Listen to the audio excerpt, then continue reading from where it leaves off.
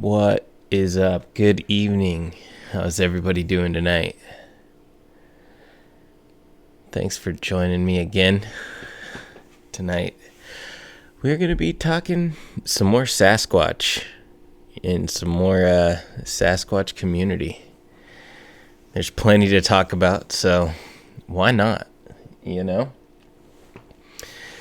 So, hey, what's up? Thanks for the follow. All right. So what are we gonna start off with tonight? Tonight I wanted to watch one of my. It's not a video or anything like that, but it's an audio. It's an audio call. It's a 911 call. And it's 100% true. This is the real deal. And the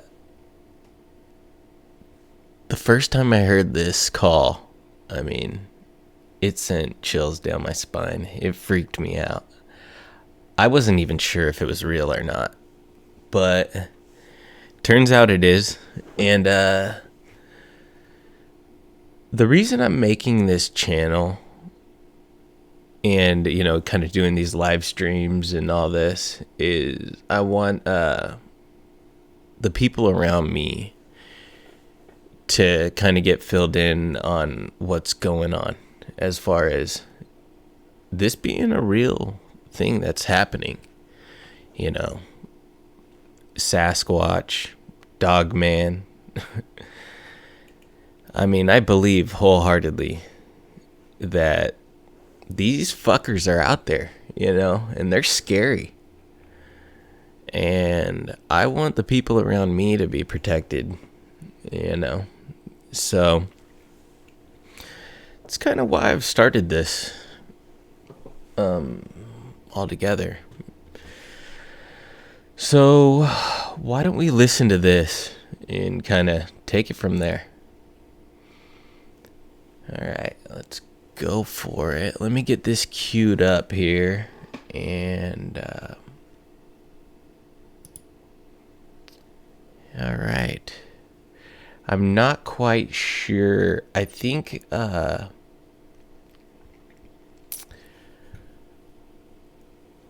it might say who this is being interviewed and who the interviewer is. I think the interviewer is Ron Moorhead.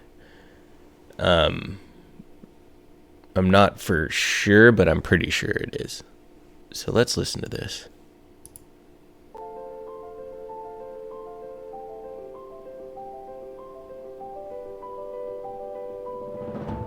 Peter Byrne and I interviewed the man, and we got the calls from the sheriff's department, and they were about 2 weeks apart. The two different calls. The one call, the first one he made was when his dog got killed. 911, what are you reporting? I got a strange going on out here. Something just killed my dog. Something killed your dog? My dog went flying through the air over the tree. I don't know how it did it. Okay. Damn it, I'm really confused. All I saw was my dog coming over the fence, and he was dead when she hit the ground. I didn't see any cars. All I saw was my dog coming over the fence. Well, I edited that. We got the Peter Byrne and I interviewed the man, and we got the calls from the sheriff's department, and I edited it down, so there's a lot of typing in between his talking and the dispatcher's talking, and they were about 2 weeks apart. The two different calls. The one call, the first one he made was when his dog got killed. He don't know how that happened because he said he'd seen it fly over the fence and it landed. We measured it 35 feet from the fence. And where it went over the fence, he showed us a spot on the limb. It was like it was a tree close by. Hold on. Could you imagine your dog flying over the fence 35 feet? I mean, first off, that's heartbreaking, you know, because your dog is like part of your family. And I mean, it'd probably be unbelievable, honestly. You probably wouldn't even be able to fathom what was going down right at that second, honestly.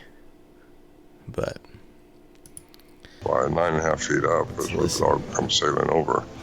And what he said he heard was a big thump. And this was like 1 o'clock, 1:30 in the morning, something like that. oh He's yeah, that's working going in to his be a big garage, thump. and when this happened, he was very compelling, very, very believable. And he was a Vietnam vet, and he was very sober.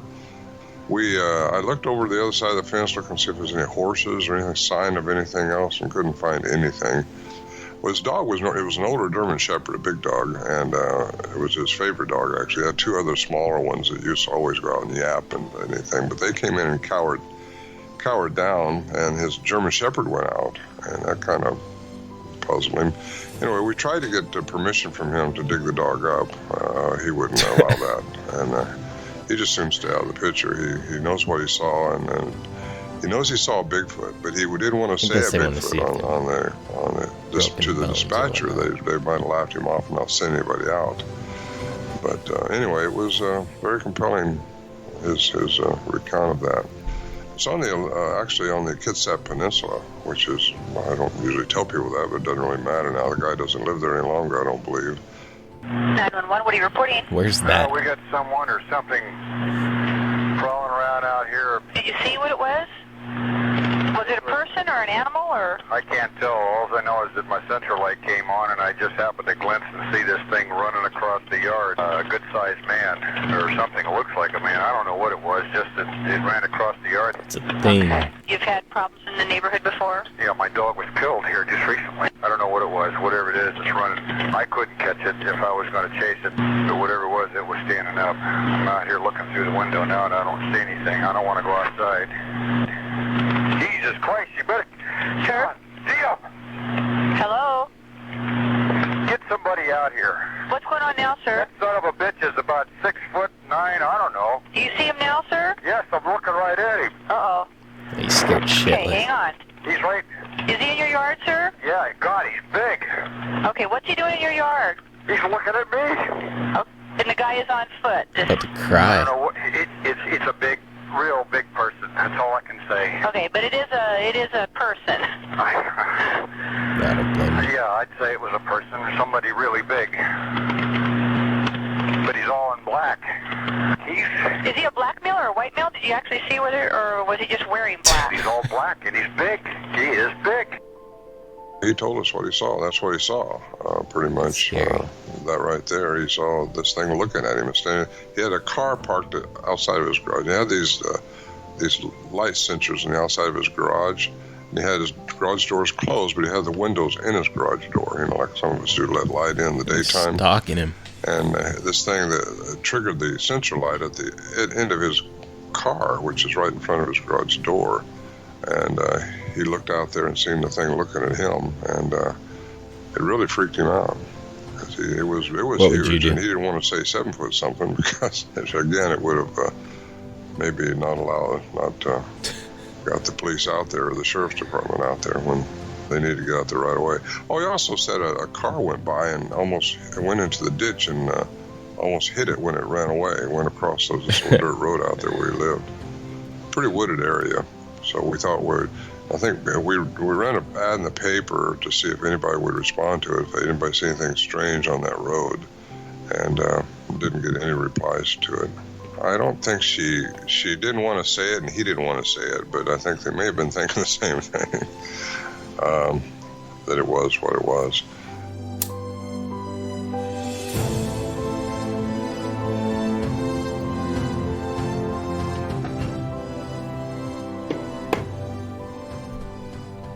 It was what it was.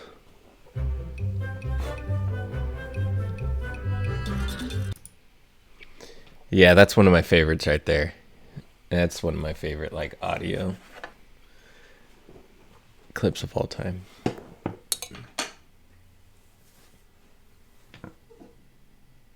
Excuse me, my bad. 1 second.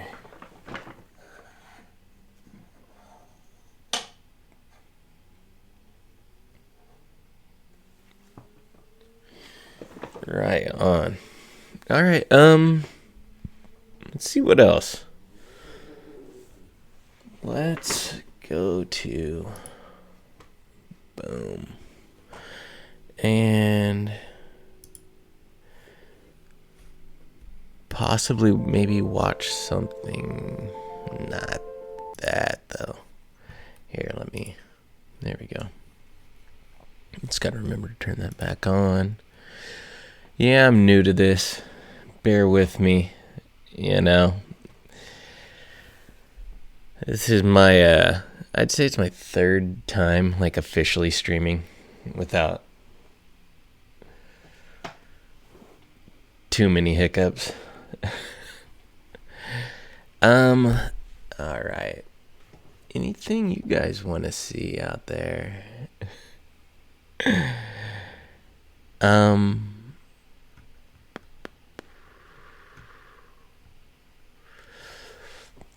Well, you know what? Maybe I'll just kind of shoot the shit and talk about what I've learned, about Sasquatch so far. And maybe there are things that you didn't know. So, a misconception or a thing that, people who aren't involved in, Bigfoot and everything involving it, they might not know that he is actually covered in hair, like human hair. Not fur, like a dog or a cat. But yeah, he's covered in hair, and he looks very, very human. Very human. Most people, 90% of witnesses say, he's looking human. Not like an ape or a monkey, more like a wild man. I'd consider him more of a wild man. Oh, shit. And, see how that works. And it's a worldwide issue. It's not just, a lot of people think that Sasquatch is, just a Pacific Northwest problem. And that's not the case, He, he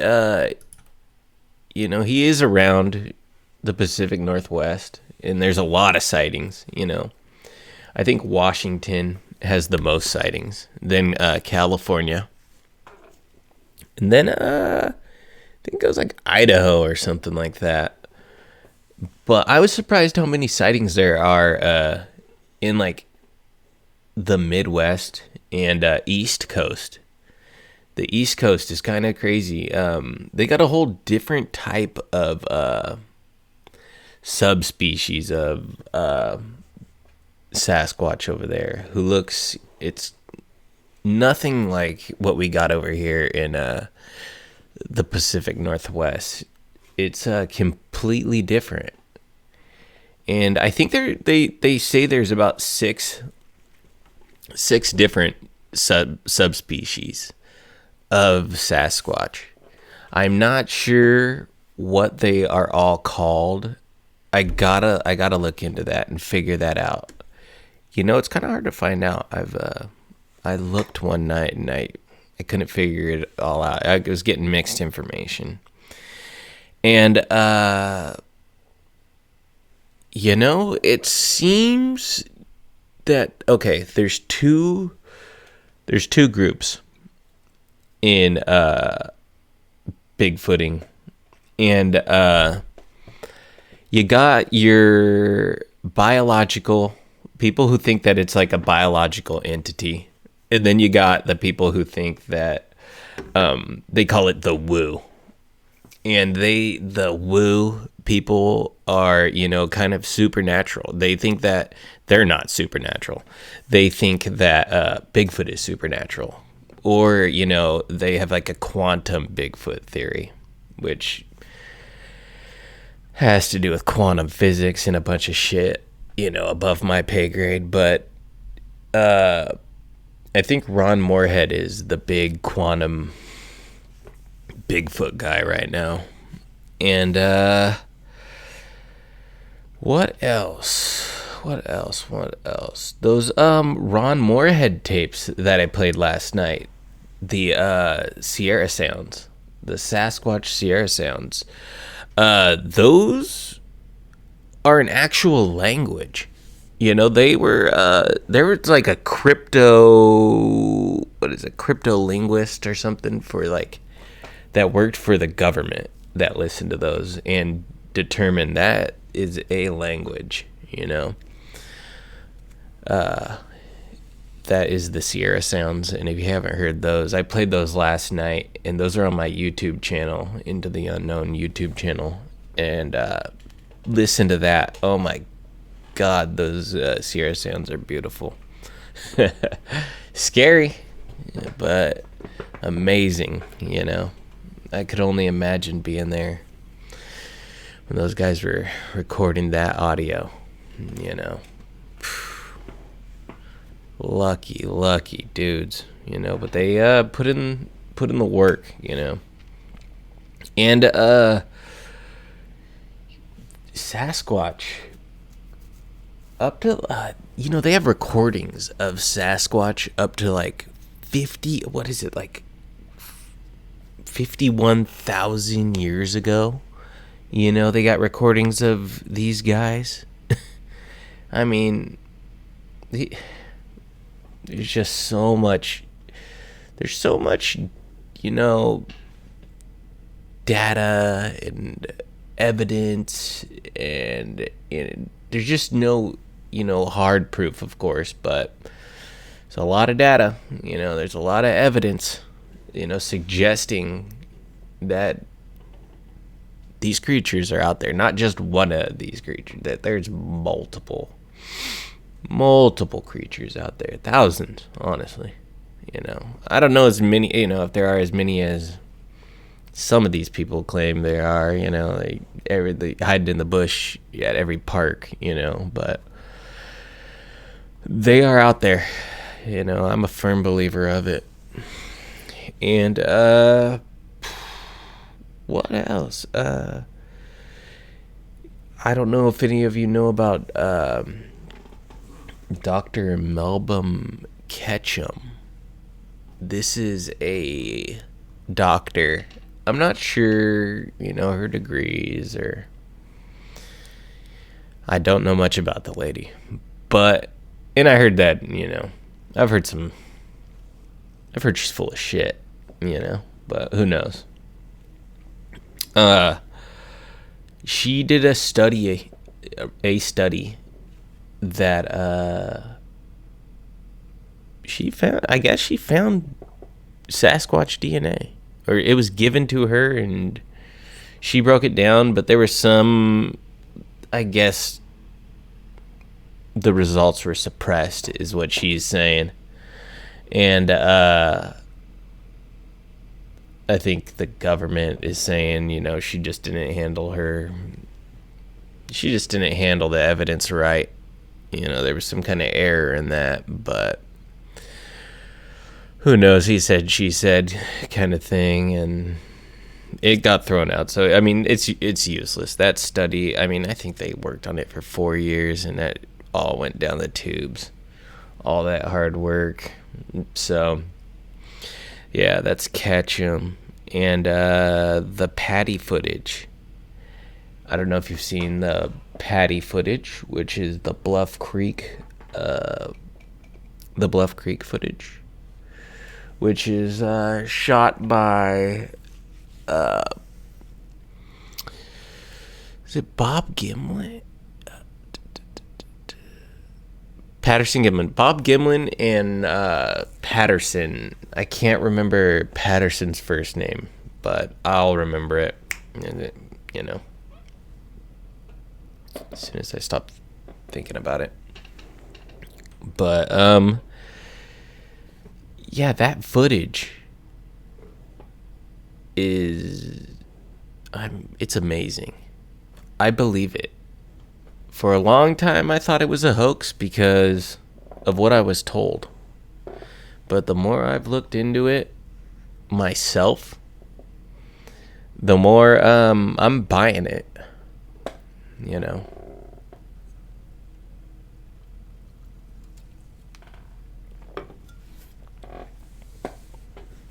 You just got to think about it. They did not. I mean, look at Planet of the Apes back then, and then look at the Patterson footage. Night and day difference. I mean, and then not to mention, you know, Patty had breasts, and I mean, there was just, I mean, it's amazing. It's amazing footage. And if they did hoax that, I mean, hats off to them. They're the best liars in the world. They're the best filmmakers in the world. They're just, I mean, they're the best in the world when it comes to bullshitting, you know, because they have fooled everybody. Well, not everybody, but a lot of people for a lot of years, you know. If they did that, I mean, they're the trolls of all, you know. Nobody has shit on them if that's really what, you know, is going down there. But I don't think that's the case. And, you know, Patty, that sexy beast, Patty. Maybe we should watch the Patterson footage. It just, you know, refresh your guys' memory on, excuse me. Yeah, you know, let's watch the Patterson footage. And let's watch it together. See what you guys think. Let me get it queued up here. Well, do we? Alright, I'm sorry I got this guy talking in my other ear. But, alright, I got it queued up here. And most of you guys probably will recognize this footage right here. Patterson Gimlin footage. And this will probably explain it. You know, I'm not sure I've watched this, but I saved it. It was good enough to be saved. So let's watch it together and see what they got to say about good old Patty. Walking across a sandbar and spreads her arms out and looks at the camera. Frame 352. That's become the Bigfoot icon for our culture. The sighting of Patty, as she would later be known, at Bluff Creek in California is one of the most famous reels in film history. Before the Patterson Gimlin... I'm going to Bluff Creek, like, soon. And I'm going to go to that, I think... Oh, wait, no. Isn't Steven Strubert's bookstore in... I think that's in Willow Creek. I don't know. They might be pretty close to each other. I'll do that too, but I'm definitely gonna go to Bluff Creek and have an expedition. Got to. Film named after its makers, the Sasquatch Roger Patterson was a local Northwest legend. I'm a fucking After, fool. Bigfoot became an international celebrity. But look at this clip from the 2017 movie War for the Planet How could you of not the love Apes. Bigfoot? I mean, it's obvious now with the leaps in film and costume technology that this is just someone in an ape suit, right? A guy even passed a lie detector test on national TV claiming he wore the suit. About whether you were the Bigfoot shown in the 1967 He's full of shit. Patterson film. Yes. But the film continues to fascinate people. Rumor is the Hieronymus guy was just a nerd who was like a tag-along. And Roger Patterson and Bob Gimlin were like cool, you know, getting all the chicks. And that Hieronymus dork was just kind of cramping their style. So they cut him out the group. And then 30 years later, he comes, oh, I was Patty. No, you weren't. You're not that good of an actor. You're not that smart. And, he passed a lie detector test, but he'd been telling that lie for 30 years. And Bob Gimlin and Roger Patterson both passed lie detector tests also. So, Hieronymus, get out of here. Confident are you this film's real? At this point, I'm as confident as I can be, short of having stood on the sandbar with Roger and Bob and witnessed it myself. That's Jeff Meldrum, a professor of anatomy and anthropology at Idaho State. He's known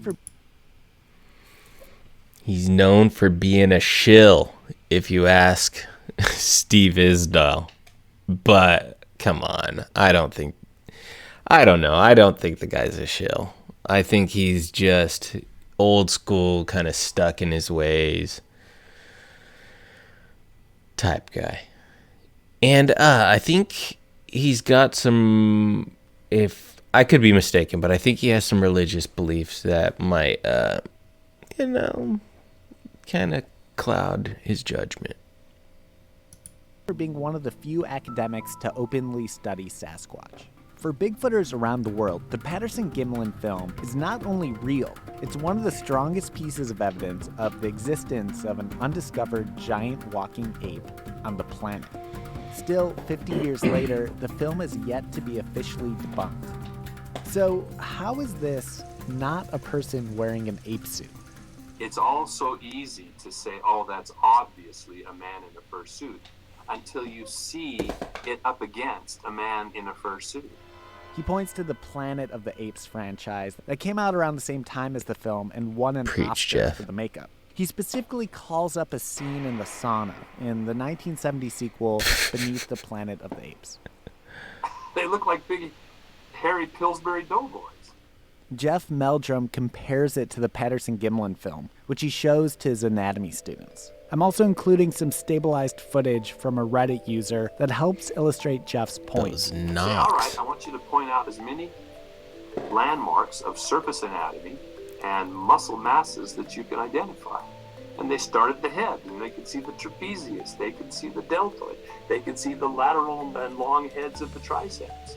You can see the erector spinae down the back. You can see the shoulder blades moving under the skin. I mean, just go on and on from top to bottom. You can pick out all these features, none of which ever show up in a cheap off-the-shelf costume. Thank you, lunar Costume turd. manufacturer Philip Morris claimed Oh, you just guys can't that see in that. his video.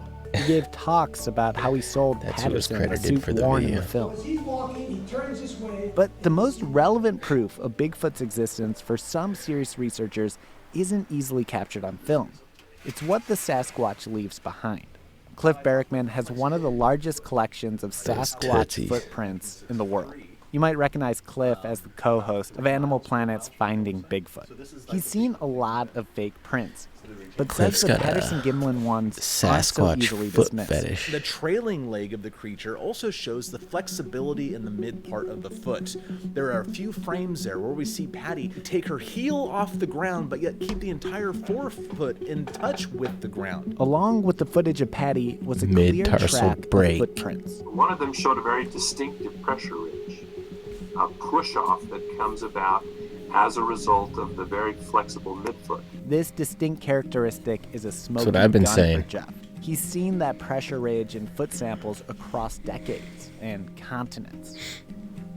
But both Jeff and Cliff admit that until there's a body, then the film and all the research will be up for debate.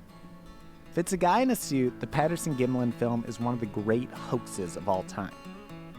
If it's The not, greatest. the film would completely upend everything we understand about apes and evolution. Either way, the Patterson-Gimlin has. film turned For a me. Northwest local legend into a global icon. And it's endured because it reminds us there are some things in the world we can never know for sure. Hey, I'm John. I made the video. If you want to see more like it, go to opb.org/video or like. Watch John's stuff. Alright, let's get out of here, dude. What I got there? Nothing. Alright. So, that is the Patterson Gimlin footage.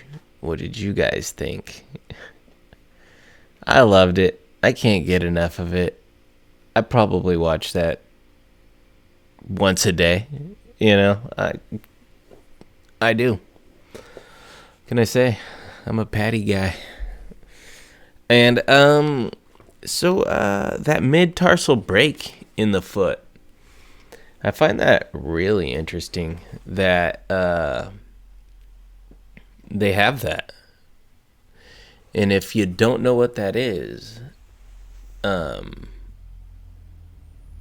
that, I mean, I don't know the science behind it, but in these casts, there is, like you saw, I think they showed it there.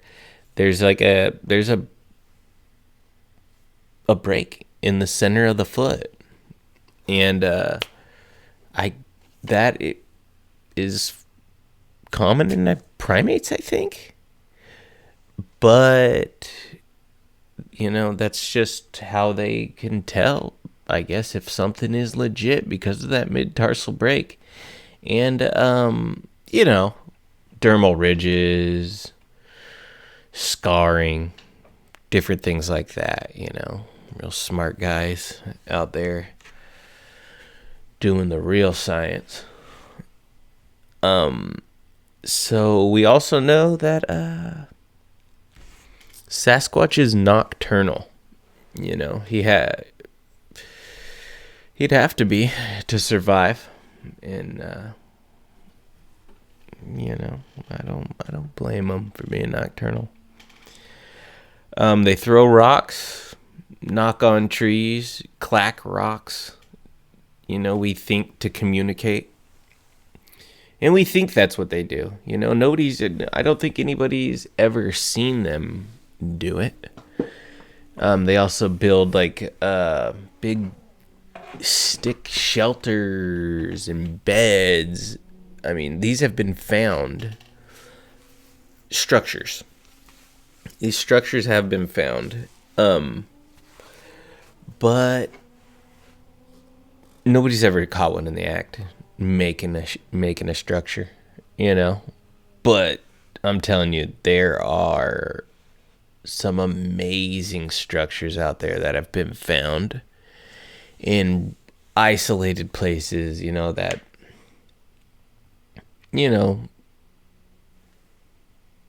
people are rarely there, and they'll find these structures out in the middle of nowhere where nobody should be, and some of them are pretty amazing. Somebody with two hands would have to make these things. Some of them involve twisting and all kinds of good stuff like that. As far as the quantum Bigfoot goes and the whole woo aspect of the community, they do say Sasquatch can also mind speak. He can tell you stuff through your mind. He can just speak to you, which a lot of people have said that he can do this. And maybe not everyone, maybe it's only certain ones, But people say this can happen and has happened, and I'm prone to believe some of them.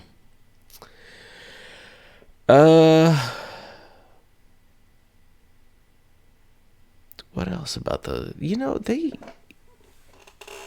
They do like watching women and children for some reason. They don't like men. They get real aggressive with men, especially big dudes. You know, it seems like they try, like, if they think somebody is, butting in on their territory or a threat, they'll confront them. And I've noticed a lot of the confrontations have been with big hunters. And I think that they, see him as a threat. And, I don't blame him. I don't want some, big hunter stealing my chick either. So I don't blame Sasquatch for that. What else? I think that about wraps it up for tonight. Thank you all for joining me. I appreciate each and every one of you. I will be back, and thank you so much. Have a good night. Stay safe, and I love you.